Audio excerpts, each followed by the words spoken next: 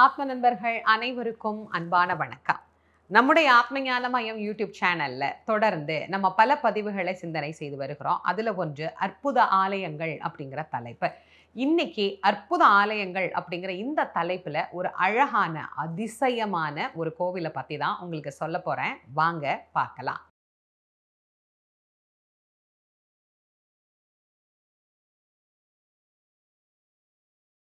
தேனி மாவட்டம் அப்படிங்கிறது எல்லாருக்குமே தெரிஞ்ச ஒரு மாவட்டம். இந்த தேனி மாவட்டத்துல தான் அமைஞ்சிருக்கக்கூடியது சின்னமனூர் அப்படிங்கிற ஒரு அழகான ஊர். இந்த சின்னமனூரும் நிறைய பேர் கேள்விப்பட்டிருப்பீங்க. சின்னமனூர்ல எழுந்தருளி அருள் புரியக்கூடிய அற்புதமான சிவபெருமான் அளவுக்கு அளவானவர் அப்படிங்கிற திருநாமத்தோடு காட்சி தருகின்ற பெருமானார்.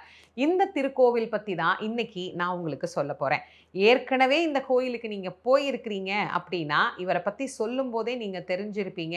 ஆமா ஆமா, உண்மையிலேயே அதிசயமானவர் அப்படின்னு. இல்ல, இப்பதான் இந்த பதிவிலேயே நாங்க முதல் முறை இவரை பத்தி கேள்விப்படுறோம் அப்படின்னா கண்டிப்பா நான் சொன்னதோட நிக்காம இந்த ஊர்ல போய் நீங்க பார்த்தீங்கன்னா தான் தெரியும் இந்த சிவபெருமான் எவ்வளவு அதிசயமானவர் அப்படின்னு. அதிசயம்னா என்ன அப்படின்னு நீங்க யோசிக்கலாம். பொதுவாகவே நாம் ஒரு கடவுளை வழிபாடு பண்ற போது அந்த கடவுள் என்ன உயரத்துல இருக்கிறாரோ அந்த உயரத்துல தான் இருப்பார். நீங்க உட்கார்ந்து பார்த்தா உயரமா இருப்பார். நீங்க ஒரு பொருள் மேல ஏறி நின்று அந்த சுவாமியை பார்த்தீங்கன்னா அவர் கீழே இருப்பார். இதுதானே இயல்பு. ஆனா இந்த கோவில்ல அப்படி கிடையாது. நீங்க உட்கார்ந்து பார்த்தீங்கன்னா சுவாமி உங்க உயரத்துக்கு இருப்பார். நீங்க நின்னு பார்த்தீங்கன்னா சுவாமி உங்க உயரத்துக்கு இருப்பார். நீங்க ஒரு பலகையை போட்டு அது மேல ஏறி நின்னு பார்த்தீங்கன்னா அப்பயும் சுவாமி உங்க அளவுக்கு தான் இருப்பார். யார் பார்த்தாலும், ஒரு குழந்தை பார்த்தாலும், ஒரு இளைஞர் பார்த்தாலும், உயரமானவர் பார்த்தாலும், எப்படி பார்த்தாலும் அவங்க அளவுக்கு அளவாகவே நிற்கக்கூடிய ஒரு மூர்த்தி. அளவுக்கு அளவானவர் அப்படிங்கிற ஒரு திருநாமத்தை இந்த பெருமான் பெற்றிருக்கிறார். என்ன ஒரு அதிசயம் தெரியுமா? நம்ம நாட்டில் எவ்வளவோ கட்டிடக்கலைகளில் எவ்வளவோ அதிசயங்களை நம்முடைய முன்னோர்கள் செஞ்சு வச்சிருக்கிறாங்க. அதெல்லாம் தெரியாம நம்ம உலகத்துல பலவற்றை இது பெரிய அதிசயம் அது பெரிய அதிசயம்னு நினைக்கிறோம். ஆனா இறைவனை சார்ந்த இந்த அதிசயங்கள் இருக்கு பாருங்க, உண்மையிலேயே அலாதியானது. நான் இந்த கோவிலுக்கு போற போதெல்லாம் எனக்கு ரொம்ப ஆச்சரியமா இருக்கும். நானும் நின்று பார்ப்பேன், உட்கார்ந்து பார்ப்பேன், தூரமா போய் நின்று பார்ப்பேன். எப்படி நின்று பார்த்தாலும் சரி, நம்ம உயரம் என்னவோ அந்த உயரத்துக்கு ஏற்பதான் இந்த சுவாமி இருப்பார். சுவாமி இப்படி ரொம்ப அழகா அதிசயமா காட்சி தரக்கூடிய இந்த திருநாமத்துல கூட ஒரு சிறப்பு இருக்கு. அளவுக்கு அளவானவர். அது கண் பார்வையில மட்டுமல்ல, நம்முடைய பக்திக்கும் அதை நாம ஒன்றிணைத்து பார்த்து கொள்ளலாம். யார் யார் எந்தெந்த விதத்தில் இந்த இறைவனை பக்தி செய்கின்றார்களோ அந்தந்த அளவுக்கு அவர்களுக்கு அருள் செய்யக்கூடிய அருளாளனாக இங்கு இருக்கக்கூடிய பெருமான் விளங்குகிறார். அதனால் அளவுக்கு அளவானவர் அப்படிங்கிற திருநாமத்தோடு சுவாமி காட்சி தருகிறார். இவர் ஒரு சுயம்பு மூர்த்தி. அதுதான் இங்க ஒரு அதிசயமானதே. இந்த சுயம்பு மூர்த்தி இந்த இடத்துக்கு எப்படி வந்தார்? அதுக்கு ஒரு வரலாறு இருக்கும்ல. அந்த வரலாறு என்ன அப்படிங்கிறத நான் இப்ப சொல்றேன். ஒரு காலத்துல இது பூலாரண்ய வனமாக இருந்தது. பூலா மரங்கள் நிறைந்திருக்கக்கூடியது. பூலாரண்ய சேத்திரம் அப்படின்னு அழைக்கப்படக்கூடியது. இங்க ராஜாவாக விளங்கிய ராஜசிங்க பாண்டியன் அப்படிங்கிற பாண்டிய ராஜா என்ன பண்றாரு? வேட்டைக்கு வருகிறார். அப்போ இது காடுதான். அப்படி அவர் வேட்டைக்கு வருகின்ற போது அவர் ஒரு இடத்துல அவர் தங்கி இருக்கிறார். தன்னுடைய பரிவாரங்களோடு தங்கி இருக்கிறார். ராஜான்னா அவருக்கு தேவையான எல்லாம் வேணுமில்ல. ராஜா பால் குடிக்கணும், ராஜாவுக்கு பழம் வேணும். காட்டில் இருக்கிறது மட்டுமா, பக்கத்துல எங்க ஊர் இருக்கோ அங்கிருந்து அவருக்கு தினமும் இந்த பொருட்கள் எல்லாம் வரும். அப்படி ராஜாவுக்கு தினமும் பால் கொண்டு வந்து கொடுக்கறதுக்காக ஊரில் இருந்து ஒருத்தர் கறந்த பசுமாட்டினுடைய பாலை எடுத்துட்டு வர்றார். எடுத்துட்டு வருகிற போது இந்த பூலாமரத்தினுடைய வேர்களால இடறி விடப்பட்டு அவர் தினம் அந்த பாலை கொட்டிடுறார். ஒரு இடத்துல மட்டும் தினம் இந்த பால் கொட்டிக்கிட்டே இருக்கு. இதை அவர் ராஜாவுக்கு போய் தெரிவிக்கிறார்.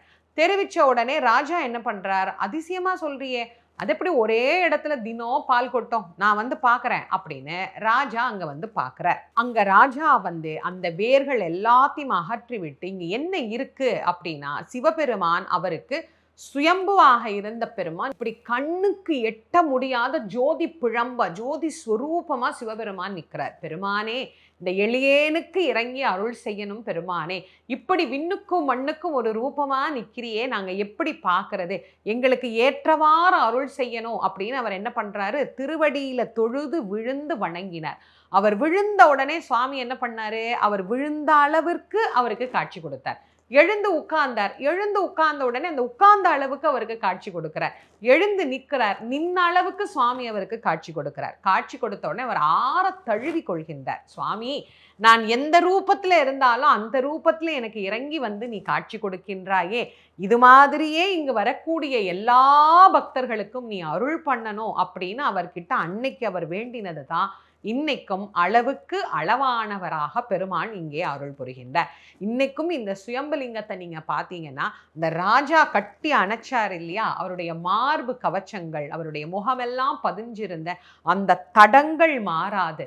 சுவாமி இன்னைக்கும் அந்த தடத்தோடே காட்சி தருகிறார் அப்படின்னா எத்தனை அன்பு அந்த பக்தன் மேல அந்த இறைவன் வச்சிருக்கிறார். அதனாலதான் தன் பக்தனின் அன்புக்கு ஏற்ப காட்சி தரக்கூடிய இறைவன் அளவுக்கு அளவான பெருமானாராக இங்கே அருள் புரிந்து வருகிறார். இங்க சுவாமிக்கு இவ்வளவு சிறப்பு இருக்கிற போது அம்பாள் எப்படி இருப்பாள்? அம்பாள் சிவகாமி அம்பிகை அப்படிங்கிற திருநாமத்தோட அருள் புரிகிறார்.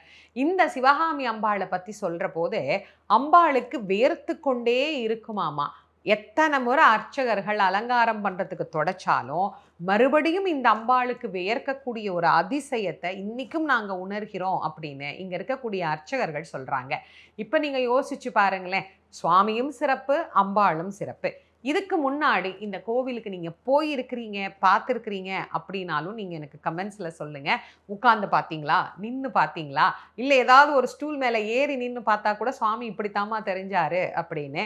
இல்லைம்மா, இது வரைக்கும் நான் போனதே இல்லைன்னா கண்டிப்பாக ஒரு முறை சின்னமனூர் போய் அளவுக்கு அளவானவரை தரிசனம் பண்ணிட்டு வாருங்க. ரொம்ப ரொம்ப அற்புதமாக இருப்பார் சுவாமி. அழகான கோவில், எனக்கு ரொம்ப பிடிச்சமான கோவில். அதனால ஒரு முறை கண்டிப்பாக எல்லாரும் போய் பாருங்க. குழந்தைக்காக பிரார்த்தனை செய்யக்கூடியவர்கள், நோய் நீங்கணும் அப்படின்னு வேண்டக்கூடியவர்கள், எந்த வகையான வேண்டுதலாக இருந்தாலும் உங்கள் பக்தியின் அளவு என்ன அளவு இருக்கோ அந்த அளவுக்கு பெருமான் இங்கே அள்ளி அள்ளி கருணையை வழங்கக்கூடிய நாதராக காட்சி தருகின்ற இந்த அதிசயமான கோயிலை பற்றி உங்களோட பகிர்ந்து கொண்டதில் எனக்கு ரொம்ப ரொம்ப சந்தோஷம். இந்த பதிவை கண்டிப்பாக உங்களுடைய நண்பர்கள், உற்றார் உறவினர்களோட பகிர்ந்து கொள்ளுவீங்கன்னு நான் நம்புகிறேன். நம்முடைய ஆத்மஞான மையம் யூடியூப் சேனலை இது வரைக்கும் நீங்கள் சப்ஸ்கிரைப் பண்ணலைன்னா பண்ணிக்கோங்க. மீண்டும் மற்றும் ஒரு அதிசயமான அற்புதமான கோயிலோடு உங்கள் அனைவரையும் சந்திக்கும் வரை உங்கள் அனைவருக்கும் நன்றியும் வணக்கமும் கூறி விடைபெறுவது திருமுருக வள்ளல் வாரியார் சுவாமிகளின் மாணவி தேசமங்கேற்கரசி. நன்றி, வணக்கம்.